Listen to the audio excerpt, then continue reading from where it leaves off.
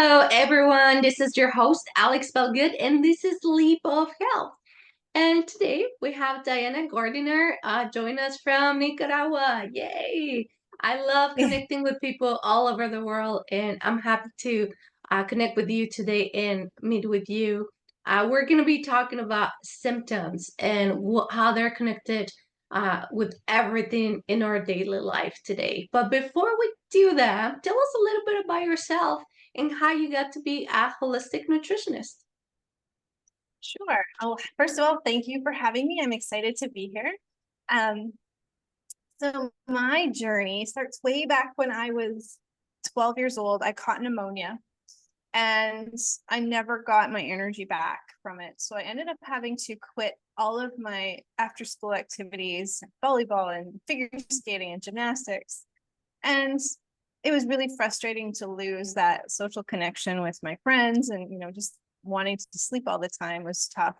And then when I was 15, I caught mono and my energy got so much worse that I could barely get by in school. Luckily, I was a good student, so I didn't have to take like a full course load every year. I had enough credits to graduate, but nobody could help me. It was really frustrating. And my mom dragged me from one specialist to another, and I got poked and prodded and all the lab tests. I got sent to psychologists because they thought I was just depressed.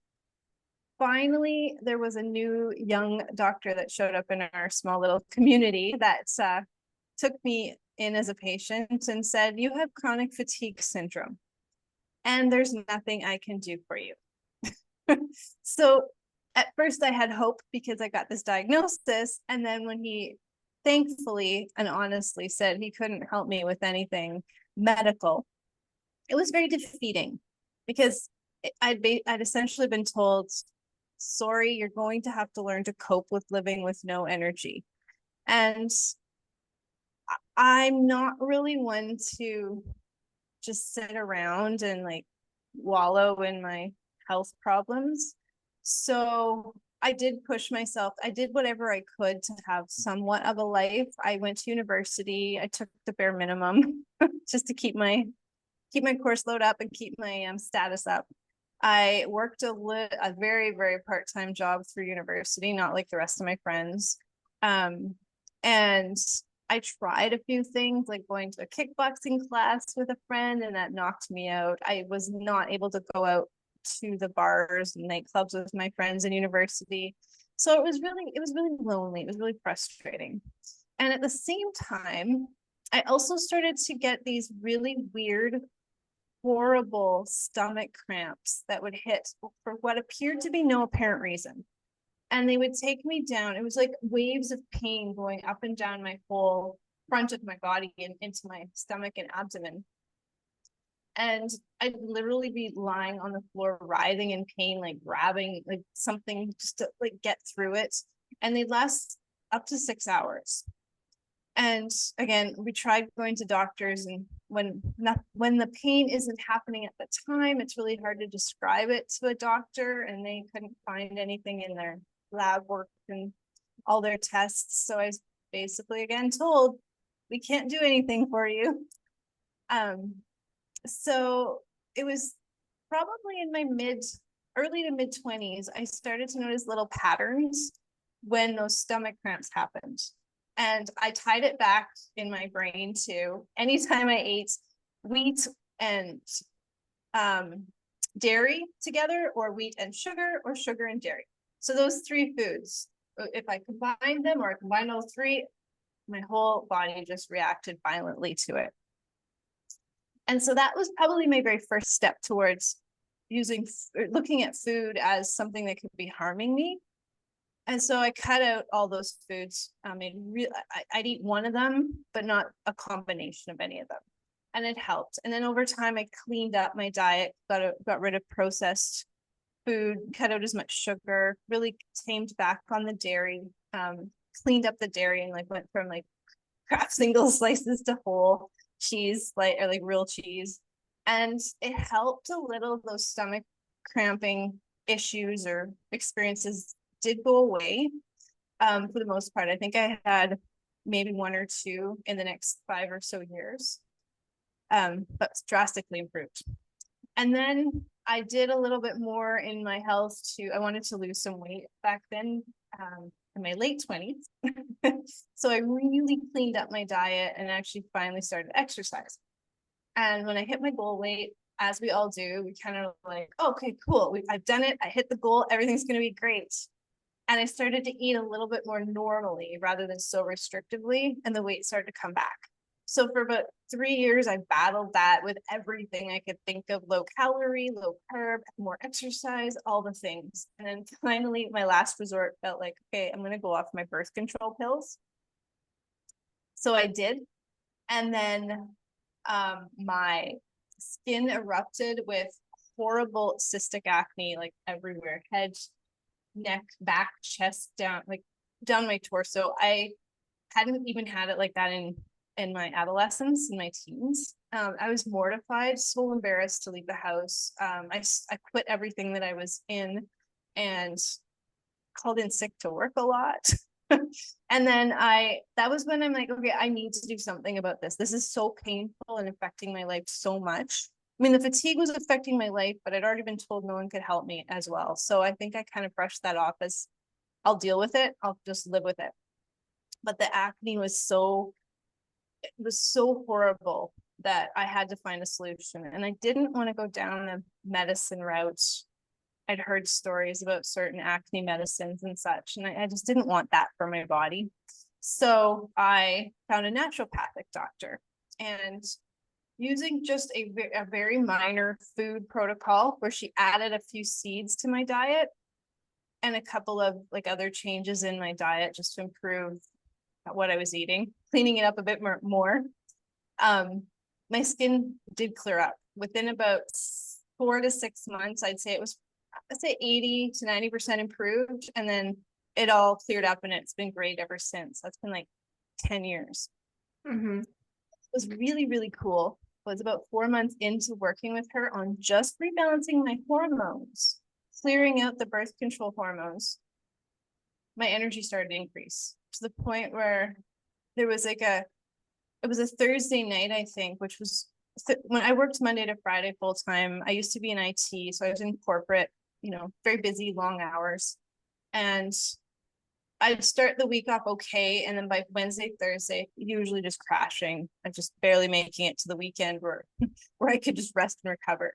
And I remember this being a Thursday night and me dancing around my kitchen, cooking, laughing, singing nonsense to my cats, and it hit me. I'm like, I'm happy, and I'm awake, and I'm energized. Like, what is going on here? And so I went back to my naturopath, and she's like, well, yeah, like food's really amazing. And so I started digging into like, how can I use food more? And I came across holistic nutrition.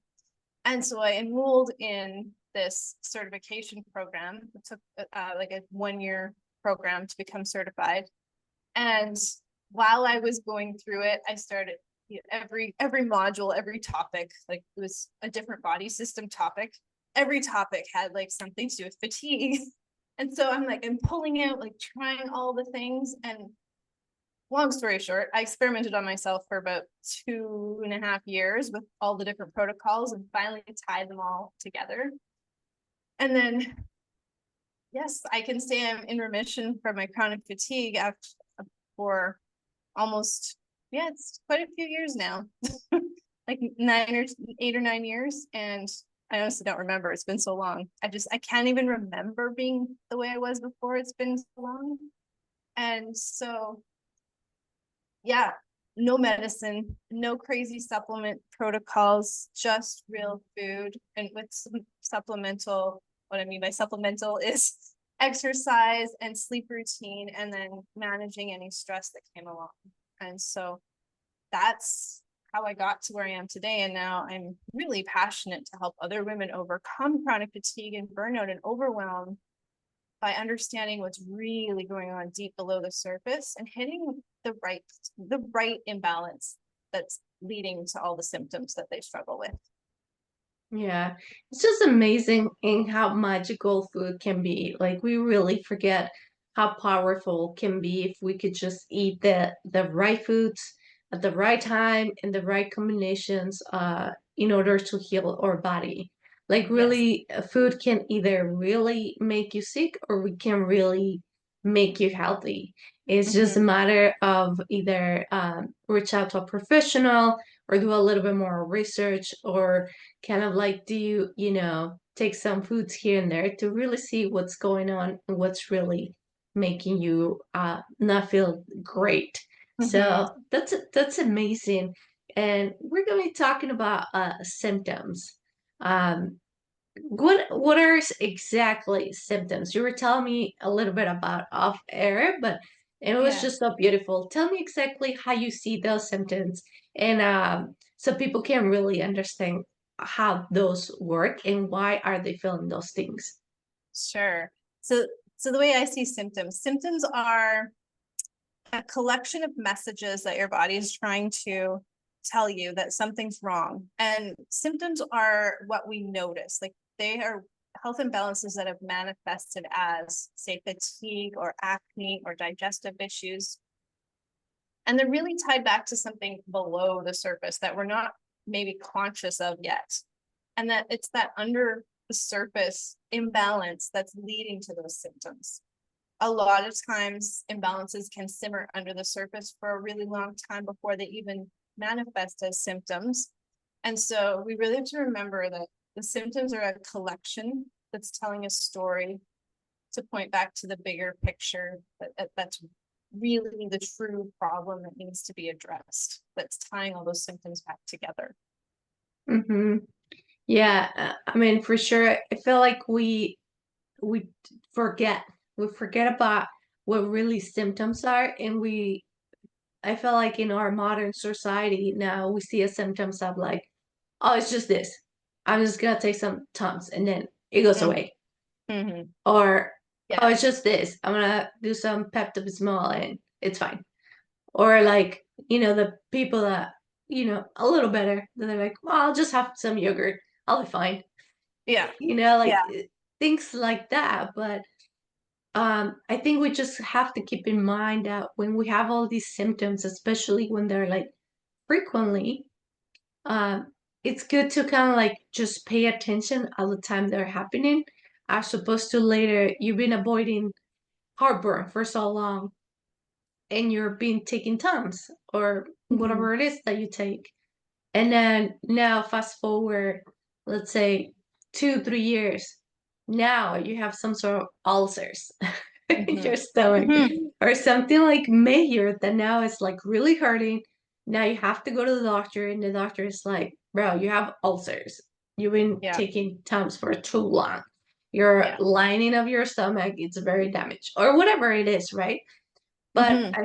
I feel like we just really stopped acknowledging our symptoms because we have too many quick fix here and Mm-hmm. there.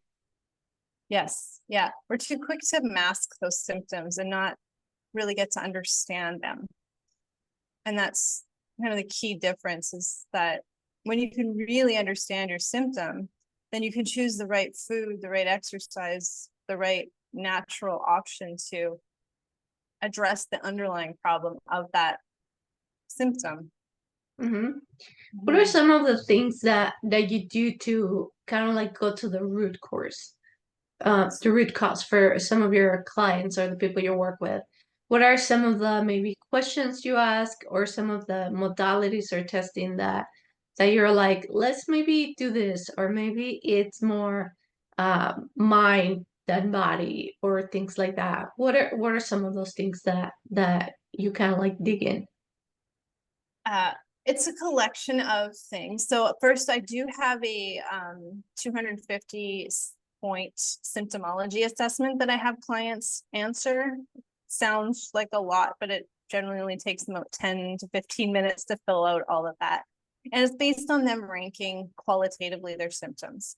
So I have that as data to look at, and that analysis gives me a picture of where their nutrient gaps are, which body systems are struggling the most, which areas of the body are have the imbalances, and it can be a collection. And then through that and my education in holistic nutrition, I can piece together all the interconnections between their personal nutrient gaps and health imbalances. But I also love the need to have a conversation with the person. So I have find out like health history, what they're struggling with. They can tell me more about their symptoms, what they are dealing with, as well as practices they've tried in the past, treatments, diet plans, supplements, exercise programs, all of that. It's all really important because it can really, it fills in the picture like a nice puzzle so much better. We talk about stress levels. We talk about, for women, I work primarily with women, but we talk about their reproductive cycle because as women, that is probably one of our most amazing message systems for our own body. If there's anything off about that, then that's telling you that there's something to look at and rebalance. And so many women just brush off our reproductive health problems as normal or try to mask them, right? So that's something I really help women understand a lot about, is their own period health because of the power of it. Talk about, yeah, spirit, like connection with their feminine, whether, you know, they're just doing what everybody's telling them to do, or they're actually like listening to their own body in a way, like trying a fad diet, for example, and saying to me, well, I'm supposed to do this diet and eat this way. It's not working. I don't feel good, but I'm still doing it. That tells me there's a disconnect between their intuition and their body's cues trying to tell them they're ignoring their body's cues. So we talk about that because that's so important. So yeah, it's a collection. It's like a conversation with the assessment that I do. And if they bring lab work to me, that's great. It's another tool we can look at, and I'll compare it to their assessment results. Yeah, that's amazing too. I always say, you know, we're a whole system, and it's just so important to take a look at different things, and especially because a lot of us, included me, sometimes someone will ask me like, "But you're so stressed." I'm like, "No, I'm fine. There's no stress here in this body." But then, you know, once you start having like stomach pain, or, you know, a hair is falling off, and you're like, what is going on?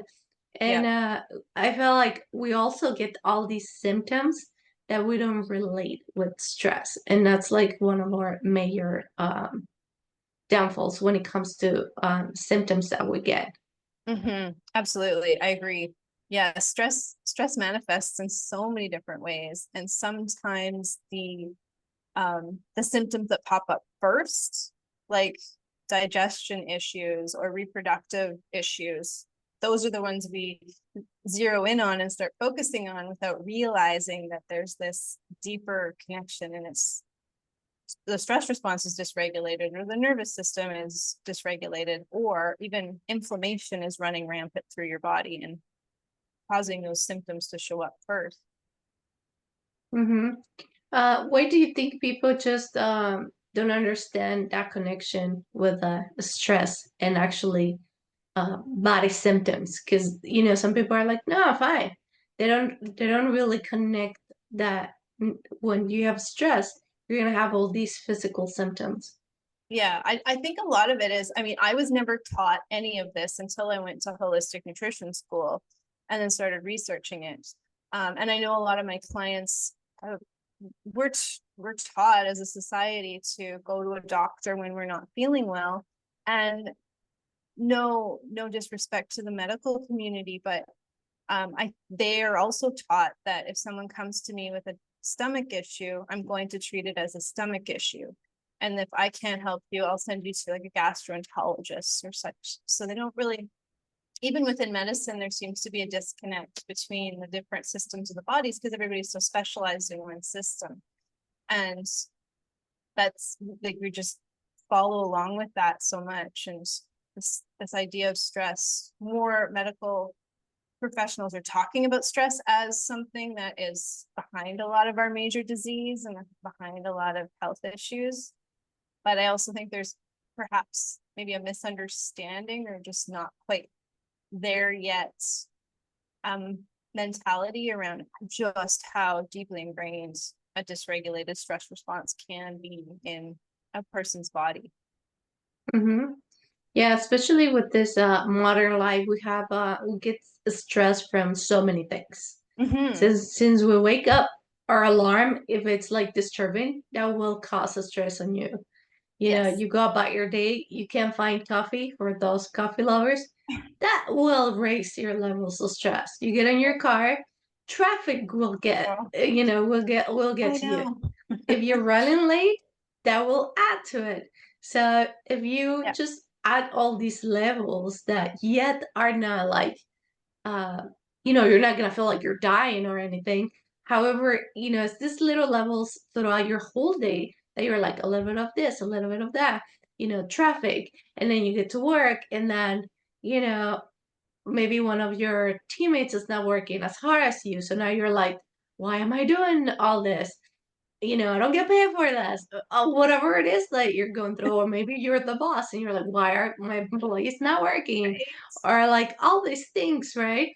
So all these like, if you will have like a thing where you can actually put all the little snips of stress throughout your whole day since you wake up, you will notice that we live in a society where stress it plays a major part on our lives. The things Yes. is the thing is what we do with it and how we deal with it. What are Yeah. some of the things that you recommend for your clients to distress? So that Distress. way, so that way, Yeah. it doesn't show physically in their bodies. It doesn't start transforming into all these Yeah. physical illness and stuff. Mm-hmm. Well, first of all, you just described my life when I was in corporate. Every single thing, even down to the detail of your coworker is not pulling their weight. It's like, oh, yeah, I remember that. Oh my God, yes. So when I'm working with a client, so on top of everything that you just mentioned as the typical like stressor, we also do a lot of things ourselves that add to that stress, like drinking coffee on an empty stomach, skipping breakfast, skipping meals, not eating enough protein at breakfast. Not eating enough vegetables is huge. It just baffles me how many people do not eat at least 5 to 8 servings of vegetables a day. So the very first thing I work with my clients on is, are we actually fueling our stress response so that it is capable of handling and keeping up with the stress? And the answer to most people, anybody I've ever worked with, is no. Nobody is, because nobody's teaching us this, right? So some of the foods that I like, some of the things I really like to see clients adjust in their diet is adding a bit more healthy fats from raw nuts, avocados, olive oil, wild caught salmon, even whole eggs, including the yolk. Because this fuels and provides the nutrients and the backbone for creating the stress hormones, as well as your reproductive hormones. So we have to keep everything in mind. So fueling that stress response, so it has the nutrients it needs to make cortisol, adrenaline, etc. for you. We also want to make sure we're reducing inflammation at the same time, because the more inflamed we are, we're going to keep spiking that stress response like over and over and over all day long, no matter what we do. So that's where like more vegetables come in, more fruit, more color on our plates. High quality protein. Most women are not getting enough protein. I like to recommend at least 90 grams of protein a day. It could take a bit to get there at first. If the average is about 40 to 50. So, but protein is important. Again, avoid drinking coffee on an empty stomach, even if it has coconut oil or something stirred into it. Eat breakfast. Your cortisol, your adrenals they want to be fueled first thing in the morning. They're naturally supposed to be pumping out cortisol first thing in the morning between 6 and 9 to wake you up, make you alert, get you focused, get you prepped and excited for your day. So if we're not feeding our stress response, our adrenals at the time that it needs the fuel, it'll just start to go sluggish on us. And then we'll become exhausted and we won't be able to keep up with the stressors and the challenges and the demands coming at us, we'll just start to feel extremely overwhelmed. Hydration is important. Make sure you're drinking lots of water. Set a timer on your phone or something if you have to, just to remember to drink lots of water every day. What else? I think that hits the nutrition piece for most of it. And then for like the non-food de-stressors, I love exercise personally. That's my favorite way to de-stress, and it's whatever I feel like doing in the moment, whether that's yoga or dance or working out with weights at the gym. But movement's really important. Especially when have you ever had that adrenaline rush type of stress response? It's so important to release that stress from your body with movement of some kind. So if you can get up from your desk and go do a quick brisk walk around the office building or go outside or do something. I used to come home from a frustrating job and hit a heavy bed for 20 minutes. It was so good. It was such a frustrating job. And then for sleep's critical. Make sure you're sleeping. If sleep is off in any way, which is common when your stress response is dysregulated and overwhelmed, do your best to set a sleep routine and make sure you're going to bed at the same time every night and waking up at the same time every day, even on the weekends.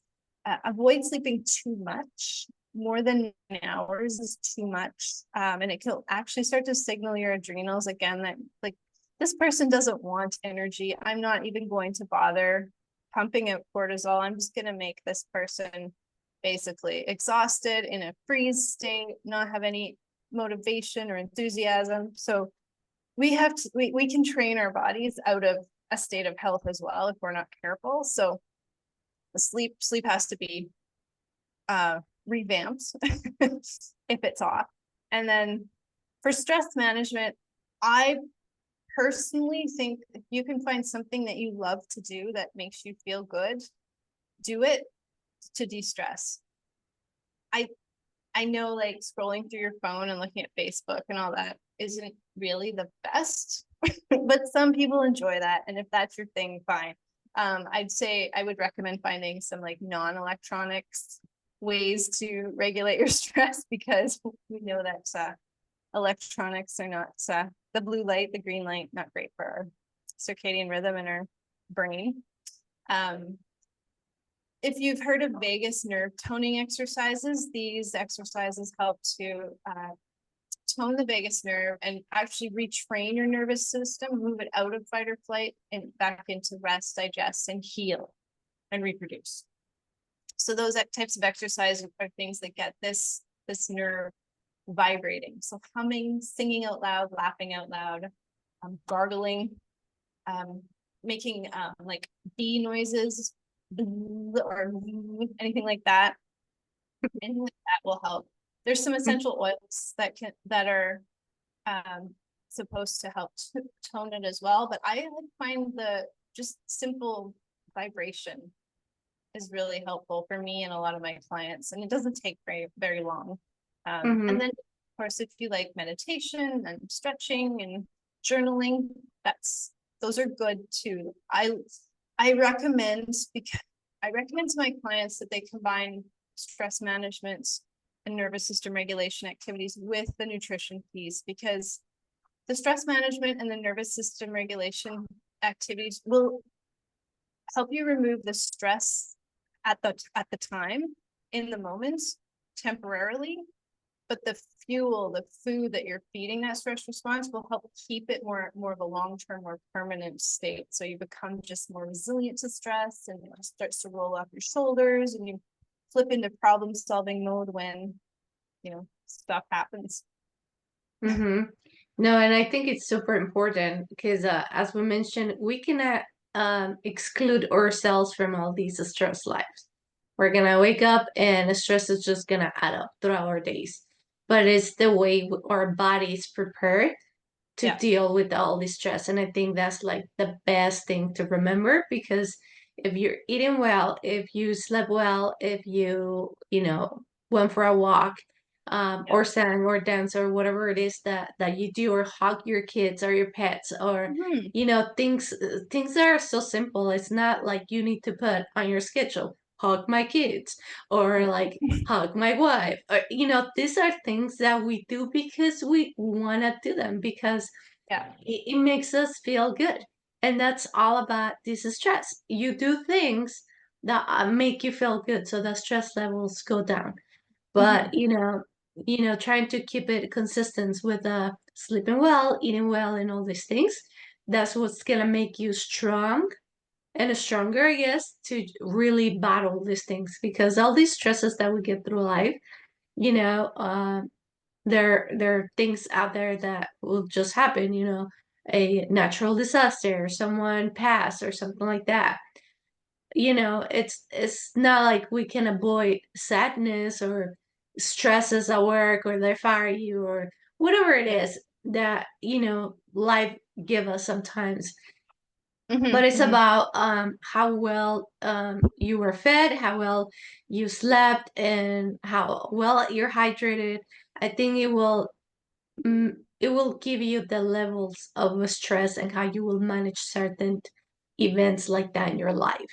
Yeah. As opposed to, if something major happen within your community, a major disaster, and you haven't slept for 3 days, and you haven't ate well, and whatever that was, and adding this thing to it, I mean, it's really not going to help at all. Right. Yes. Yeah. Yeah. And I think when we're in the throes of stress, it's easy to forget to fuel our bodies and to, sacrifice sleep. I just a little story. I know when my husband and I moved down to Nicaragua in 2021 with our two cats, and we made it to Miami. And as we were in the airport in Miami to come here, the airline agent wouldn't accept our Canadian paperwork for the cats. So we ended up stuck in Miami and had to find a new vet, and all that paperwork has to go to the federal government level. And we had some of the PCR tests and all that back then. And it was so like it was seriously so stressful. There was a point where I'm like, I just want to go home. I quit. But through it all, like I could feel my stress level was like up here, like through the roof. But the whole time I'm like, I have to eat well. I can't, I know my body's like, oh, just quick carbs, quick energy, comfort food. But I got through that week of stress and the previous like 2 months of packing and moving really well without crashing, without burning. Primarily because I really focused on feeding myself help properly to fuel my stress response. Everything I chose was fuel the stress response, fuel the stress response. It's working overtime right now. And I mean, yeah, there were some cravings, and yeah, there was maybe a couple of glasses of wine in there, but overall, I'm very proud of how I came out of that situation, because I know that before I had all this figured out and I had created this really strong resilience to stress, like 5, 6 years ago, I probably would have been just a puddle on the floor crying that whole entire week. We probably would have returned home to Canada. We probably just would have given up. But Hmm. like it made such a difference to know how to fuel my body, and it felt good. Like I felt really focused, and like I was in that problem solving mode. I had a problem to solve. I wasn't going to just succumb to the stress. I was going to overcome it, and I did. And so I mean, I'm proof that it can happen. Yeah. And it's just those little things, like, the better you treat your body, the better good food, good sleep, good water, good exercise. All these little things that we already know are gonna Mhm. just, prepare you to when the stress comes. And why is that good? Because now you're not gonna manifest all these symptoms in your body. You're not gonna have an ulcer. You're not gonna have all this pain in your stomach. You're not gonna have this acne from stress. Your hair is not gonna be falling, like all these things that sometimes we normalize as like, oh, it's fine, I'll just get a shampoo that's gonna make my hair grow again, Yeah. and then that's it. So uh, it's not. Remember, we don't want to mask all the symptoms. We actually want to go to the root cause, and we can avoid all these things by just having our body super strong. That's Mhm. just like the way to live. Yeah. Yes, it is. No, it's just so simple but so hard. And Yeah. so, but anyways, I am so happy you share all this information and your stories with us. Is there anything you would like to share with us before we go? Well, the one thing we didn't talk about was supplements. And Right. right. And you messaged me and said it so eloquently that supplements should be more of a fifth phase or fifth step of the process. And I cannot agree more, because most supplements are marketed to the symptom. Most supplements are, well, a lot of them are poor quality. A lot of them are not what you actually need, because when you're dealing with a symptom, I'm trying to think of something easy. Oh goodness, what's it? So I'll just take energy, I guess. So I have like low energy. And you can go Google, what do I take for energy? And you'll see like iron, B12, maybe magnesium, or formulas, energy boosting formulas. And from my experience, most women, like 90% of my clients, don't actually have an iron or a B12 deficiency, but they're taking iron and B12 because that's what mainstream health has taught us is equated to energy. When in reality, iron may be low on their blood work, not because they don't get enough or have enough, it's because their body's not able to move it around or absorb it because it's missing a different nutrient, a different factor, a different transport nutrient. And so that's what we really need to keep in mind, is that nutrients work synergistically together, and they're not magic pills. And supplements are designed to top up what's missing from your diet. But if your diet is so poor and causing nutrient gaps to be created because it's so poor and inflammatory, supplements are not going to fix the problem, nor are they going to mask the problem. So I've found with a lot of my clients that when they self-supplement or to do supplements based on a symptom as opposed to that root cause problem that we uncover together, they're creating more nutrient gaps and potentially damaging their body's ability to even absorb nutrients or digest nutrients and use them properly. So when I work with my clients, supplements are generally a fifth phase of the process, because I have to make sure that we are fueling the body properly and getting all the nutrient gaps refilled. And when I see nutrient gaps, I don't just mean deficiencies, I mean nutrient excesses, which are often caused by taking too much zinc and other supplements, nutrient drains, which can happen when we have an overburdened or dysregulated stress response. It's just getting drained out of our body or stolen. Some organs will steal all the nutrients, no matter how much, say, magnesium you're pumping into your mouth through supplements. There's organs that are stealing it because of all the imbalances. So the rest of the cells are still deprived. And we have to make sure every single cell in your body is getting all the nutrients it needs. So that happens through food. Yeah, no, and I think it's so important. I was gonna mention too, you put a really good example of like people that, buys all these supplements, right? And that was like on a good like patient, like, oh, I feel like I'm gonna need some zinc or maybe some of this or magnesium or whatever. That was a good patient trying to do good. Yes. But when you Google things, usually, and going back to your example, like let's Google low energy, what should I take? Yeah. Most of the people will probably get like uh, all these kind of like good energy drink supplements to get energy, which they don't do nothing for your actual body and why you No. don't have energy. That's what I was saying. This is like the really bad patient. The other one was actually a little bit concerned of like maybe The I'm health low on conscious. minerals, a little bit more Yeah. health conscious. This Yeah. this one right here is like, well, if I drink this herb or this drink with this, I'm gonna have energy. So now we Right. don't want to drink Red Bull because you know it's bad for you. But they're like, oh, there's the health version of this. That should be Yeah. really good for me. But it's like, no, bro, like you have low energy because you're not eating well and probably because you're drinking coffee on an empty stomach and all this thing. So I think, yeah, Hmm. like going back to the supplements, I think you are so correct. There's so many uh good products, but also there's also really bad products. And I Yeah. think the thing to keep in mind and to keep reminding people is that we they work in synergy, meaning like we need one vitamin to work with this mineral or this with another vitamin and things like that. So it's not Hmm. like you can just take one thing and it's gonna be good because you can really harm your body on imbalancing now other things. So Yes.